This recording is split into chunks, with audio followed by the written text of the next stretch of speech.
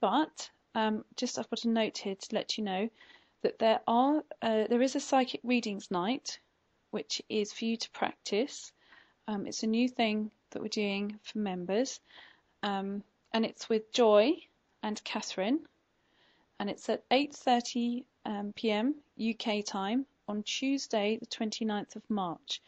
Everyone's invited, so that you can all give it a go. This is about you practicing your reading skills in an environment where you've got others to kind of ask questions and things like that.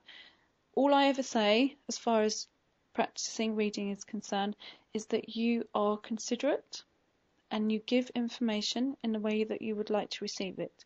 So you consider another person's feelings in terms of how they were going to interpret something, and if necessary, you soften something in order for them to be able to understand it, okay? Because when you're passing on information, it doesn't have to necessarily be in its raw state. You have permission to adjust it in a way that is comfortable for another person to receive it. Exactly as you would do, you would monitor how you pass something on in life.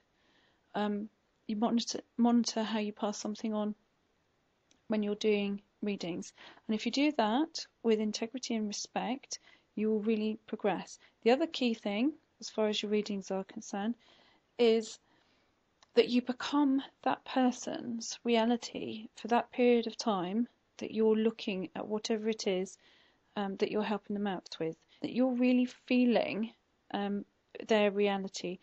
Because if you're able to do that, to give them 100% of your attention for that period of time, it could be a few seconds, it could be 5 minutes, it could be 5 hours. To give them, I hope it's not 5 hours, you'd be exhausted.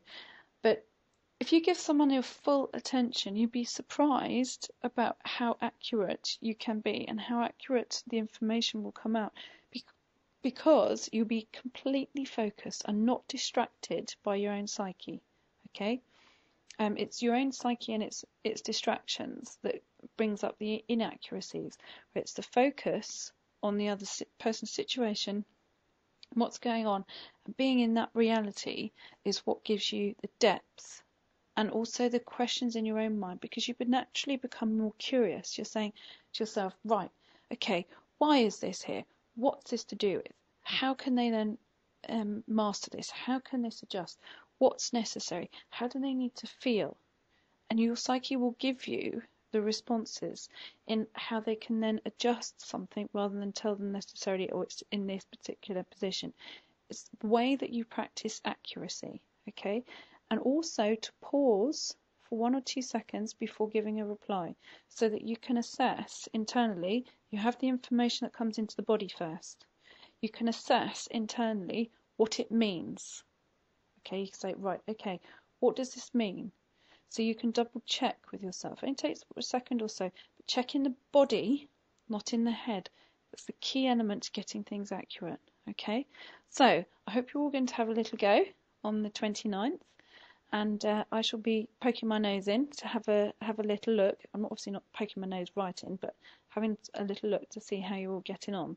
But give it a go, and it gives you the practice environment where you can also see your own progression, and also keep up with people and say, well, how did that work out? How did this work out? These are things that are also really important for your own development. I ask people all the time. Say, how did this work out? How did that work out? I'm genuinely interested, absolutely genuinely interested, because I've been in that person's experience for that level of time. So I want to know. I want to know how these things have worked out, because then I want to also know, have I worked the energy out correctly?